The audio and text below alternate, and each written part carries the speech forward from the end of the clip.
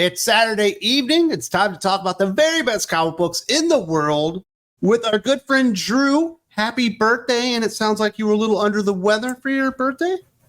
Yes, I was. I've been out with a nasty cold all week, and I've been doped up on cold medicine all week. And there's a book we're going to talk about later that I read when I was doped up in the cold medicine, but it turns out it may have been good despite the cold medicine I took. Well, one book that you might have read on cold medicine that was undoubtedly bad before we get to the good stuff is Batman 149. This thing is so strange.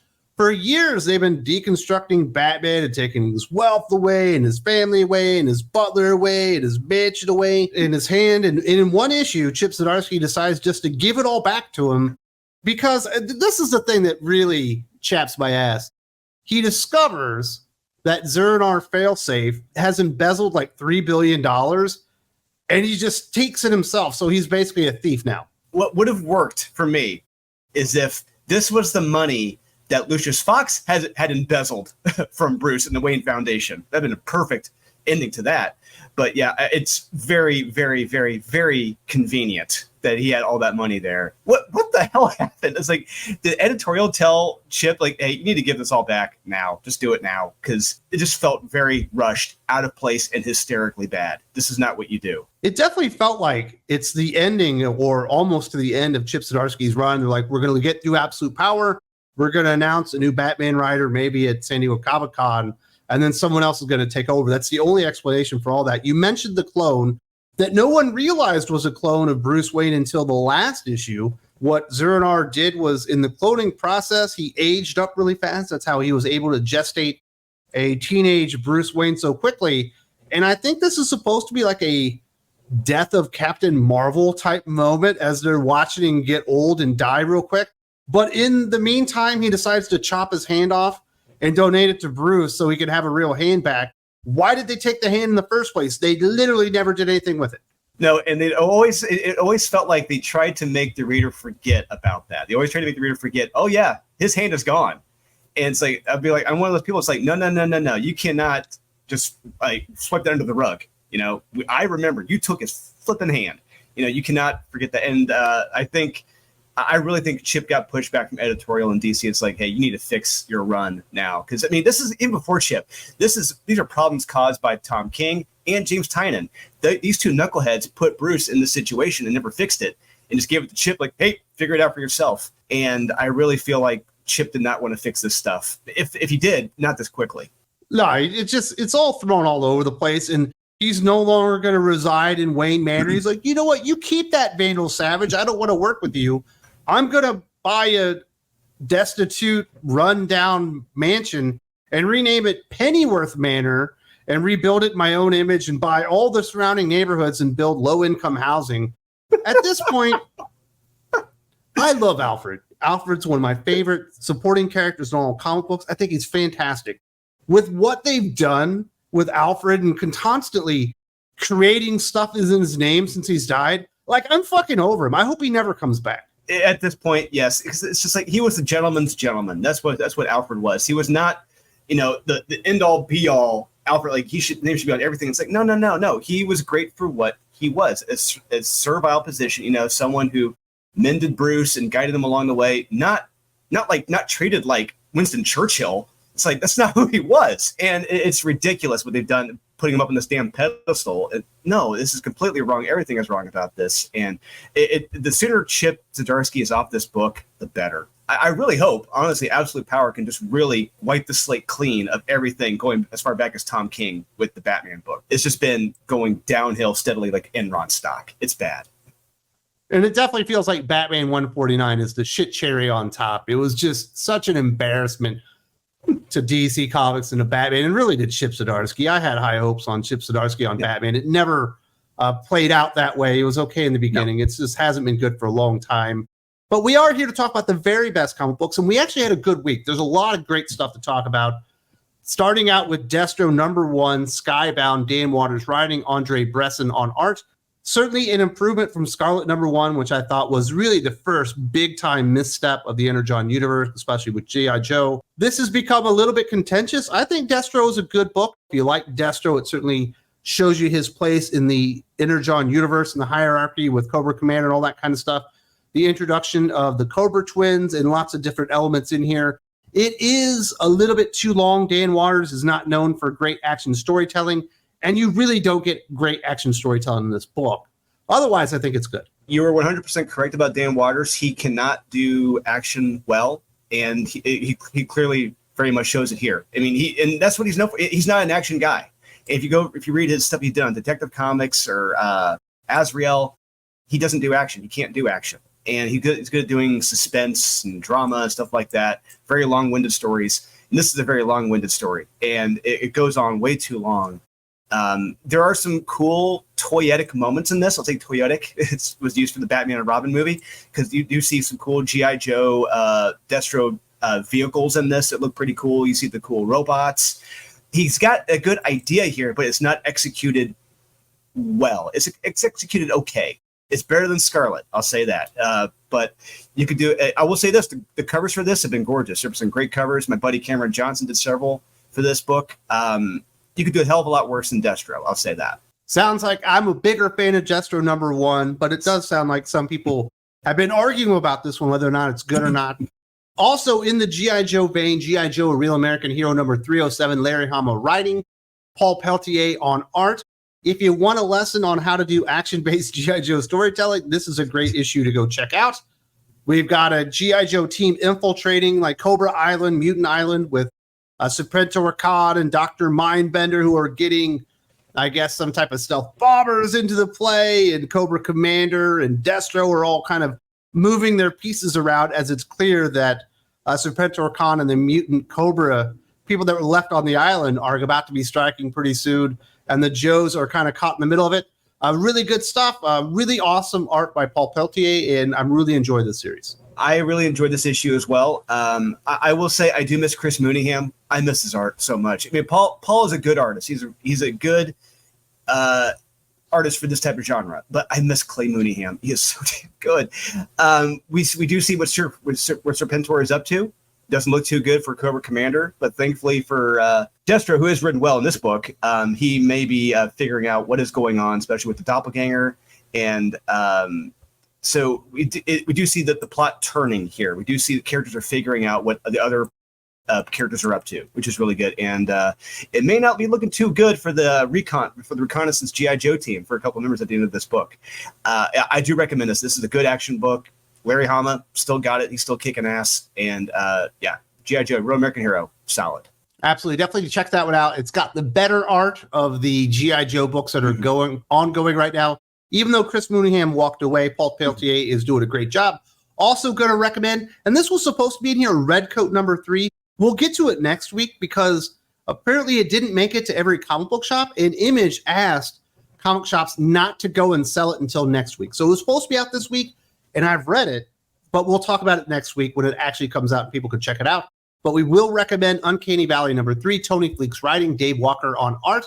I really enjoyed this. We've got the combination of the real world and the cartoon world, and they exist all in the same universe. We've got Pete painting railway tunnels through mountains so he and his grandson can escape it while his mom tries to get him. And we all of a sudden have lots of other different versions of cartoons in there. It looks like we've got Ken, I believe, from Street Fighter. We've got Speed Buggy. We've got Tinkerbell all coming to save the day. And we finally see this kid using his toon abilities. And when he hits the bad guy and sends him across the state, I thought it was beautiful. The biggest compliment I will give Tony Fleeks here is that when you compare this to other stories and other media that have tried to do this, a lot of them have failed, but here Tony is nailing it. He is knocking it out of the park. The latest guy who tried to do this was, I think, Sean Gordon Murphy with his Plot Holes book, and that didn't do too well story-wise. But this, Tony, he knows what the hell he's doing, and it is amazing. He's giving the fans what they want. He knows what they're looking for, and he's giving it to them. And the characters are believable. The motivations are believable. The emotions are real. They're palpable. I love it. And the art is terrific. If you're like our age, Wes, and you grew up with a lot of these characters, you're going to enjoy it that much more because he's writing them as they were in that original media. And I love it. If you're going to, I will recommend this. If you want to feel like a kid again, do check out Uncanny Valley. Definitely lots of fun to be had there. I do think Who Framed Roger Rabbit probably did it better, but this is certainly better than Cool World. Yes. Without a doubt. Yes. Yes. The final any recommendation, TMNT, The Untold Destiny of the Foot Clan #4, Eric Burnham writing, Matthias Santaluca on art. Love Matthias on any TMNT book. We finally have Kurai and Casey Jones and the frog guy and the big lesbian lady with the weird head going into the cave so they can learn all the magics that any of the Foot Clan have ever known, and they have to pass the test. And I think it's done very effective. This certainly isn't a new concept for a story. You see these things kind of repetitively over time, but Eric Burnham really nailed it more than most, and I really did enjoy especially the Casey Jones Raphael stuff. We got to remember in this title itself, the Big Four, the Ninja Turtles, aren't really the centerpiece if it showed up at all in the series at all. And what Eric Burnham has done is showing how great of a storyteller he is. He's able to tell this great story without the Big Four, without the stars of this, and he's nailing it. Every issue has been a recommend, has been a banger, and the art is terrific. Eric Burnham really understands these characters, and what he's done here, as compared to a lot of the other storytellers in the TMNT IDW range, is that he's made it fun. He's made it entertaining. You're not bogged down with purplish prose in these stories, and action is happening, and I love him for that. And it really makes it when you read those other stories and you read this, it really makes you feel like you're a Turtle fan again, because he gets the core of the concept. He understands it. I've said it before, I'll say it again until IDW or someone hears me. He needs to be on the main book. Kick Jason Aaron off, give it to him. Eric has earned it. He deserves it. Do check this out, guys. You will not be disappointed at all. There are 3 TMNT books. We had Black, White, and Green, as well as Last Ronin Re-Evolution. Easily the best book. I'm done with Re-Evolution. I'm not buying into 4 New Turtles. This was definitely the best of the bunch. Moving over to the big 2, we've got a couple of Marvel recommends, a couple of DC recommends. First up, Ultimate Spider-Man #6. Jonathan Hickman writing, Marco Cicchetto returning to the art, which I think made an enormous difference within Ultimate Spider-Man #6. We actually get tons of action in here. No more flashbacks, no more dinner parties or dates or any of that kind of stuff. We get Green Goblin, we get Spider-Man versus Ultimate Kingpin. And he's not the Kingpin that you and I know and love from the Marvel 616. He's been amped up quite a bit. I do like the characterization on Kingpin. I love the action of the fight that's going on there. It was very visceral. It was very violent. You could almost feel the punches coming through the pages. But really the star of the book is the characterization of Peter Parker in the aftermath, suffering the effects of Kingpin and his interaction with his family. And maybe a few more people are going to find out who's actually Spider-Man. And he might have even got his name in this issue. Maybe it was just me, but it felt like his family took it very, very well about this, and like a little too well, in my opinion, especially his wife. Honestly, if I would have written it, Mary Jane just slapped him across the face. Why the hell did you ever tell me this? This is ridiculous. And now his whole family's in danger now because they all know who he is, what power he's got. But anyway, regardless, the art in this is terrific. Marco Cicchetto, he's done a great job drawing the art, drawing the action in this, because I can understand why he probably didn't want to do the last few issues. I wouldn't want to draw people sitting around talking and drinking and doing more talking. That's not what a Spider-Man book should be. But I had a lot of fun with this, and there's a lot of great questions now too with Kingpin. Because when we see him, it's like, okay, is this technical? Is this spiritual? Is this a combination of both? How he's been advanced? I hope there's a good answer for that, because it looks very, very interesting what's going on with him. And the relationship between Green Goblin and Spider-Man is even more interesting, because I'm very curious to see where this is going to go. But it was a big step up. It's a big improvement from the past few issues. Do check this out. Definitely enjoyed that quite a bit. I imagine that's one of the reasons that they're restarting the Zeb Wells Spider-Man, because this is overshadowing it to such a degree, because the storytelling is good and the art is really fantastic. The other Marvel recommend, we have Wolverine Blood Hunt #2, Tom Waltz writing, Juan Jose Rip on art. I'm just going to call it now. This is really the only story in Blood Hunt worth reading. The Avengers stuff is fine, but it's not nearly as kick-ass and as cool as what Wolverine Blood Hunt is. It doesn't even matter that Blood Hunt is happening. Wolverine teaming up with Louise to fight vampires, and then finding out Maverick was sending hordes of National Guard vampires at him, but he's actually being manipulated behind the scenes by a vampire sector cult or whatever, and then he's calling in airstrikes using Bannister and all this kind of stuff. It's really good. It's lots of fun. Tom Waltz is kicking ass and taking names, And I do wish the Juan Jose Rip art looked more like Juan Jose Rip, but it still looks cool. Yeah, you said that name. 3 words, the reason why I'm here. Juan Jose Rip. He's been my boy since he was on RoboCop and Nightmare on Elm Street over 25 years ago. His art is still solid. But yeah, like you said, it's not as sharp as it used to be. But I don't know if you know this, Wes. He's got COVID right now. But yeah, but he is getting better. He's on the mend. So hopefully the art will start looking better. But yeah, his art is sharp in this. I love the violence in this. I love how Wolverine's kicking ass in this. And Tom Waltz, holy crap. He's been one of the guys on the TMNT stuff that's very long-winded with his purplish prose that made it boring. He actually wrote a kick-ass Wolverine story here. I am very shocked. I loved it. And yeah, like you said, Wes, this is the one Blood Hunt book I am reading, I am enjoying, mainly for Juan Jose Rip, because, hey, he's my boy. It'd be great if I got to do something with him in the future. But yeah, do check this out. It's bloody well done. Juan Jose Rip is still kicking butt despite being sick. Yeah, this is where it's at. Do not read anything else from Blood Hunt. Read Wolverine Blood Hunt. Yeah, Tom Waltz, for some reason, is the only one that seems to get the homework. Have the hero fight a vampire. And it's been a whole lot of fun. Moving over to DC Comics, we got a couple more books. Green Lantern War Journal number 10, Phil Kennedy Johnson writing, Montos on art. I thought the John Stewart being stuck inside the Dark Star, the Fen, or wherever he is, being called the Architect or whatever, had gotten really boring. They finally moved that story ahead. He ends up with the Dark Star ring by the end, which is interesting, but I'm still liking the other 2 stories much, much more. The Ellie and his mom's story, where she's being kind of manipulated and all that stuff, and you have this construct that was left behind that may go insane after a while because it's been out there just a little bit too long. And then we finally get a Guy Gardner appearance. We need to get the Book of Oa in action. If we're going to save John Stewart, we got Shepard trying to break through the blockade in an exciting sequence and a really great final page reveal. Yeah, I love that final page. Guy Gardner's my boy. I love it. I'm glad you said his name because I was going to say like my favorite Green Lantern shows up at the end. But yeah, it's Guy. I love it. But yeah, the art in this by Montos, it's amazing. I love the art in this. And every panel, every page, if it doesn't have action, it has horror or both. And I love that. I want to party with this guy. He's amazing. And the opening of this with John, it's the temptation. The story about John, it's all about temptation. And I love the temptation here. It's beautiful. It makes sense. It's perfect. I can go with it, with what he's offered. What he can have, it's beautifully delivered, in my opinion. Stuff with John's mother is heartbreaking and horrific. But thankfully, hey, my boy Steele comes up to save the day. Or does he? At the very end, yeah, my favorite Green Lantern shows up. I can't wait. I cannot wait at all for the next issue.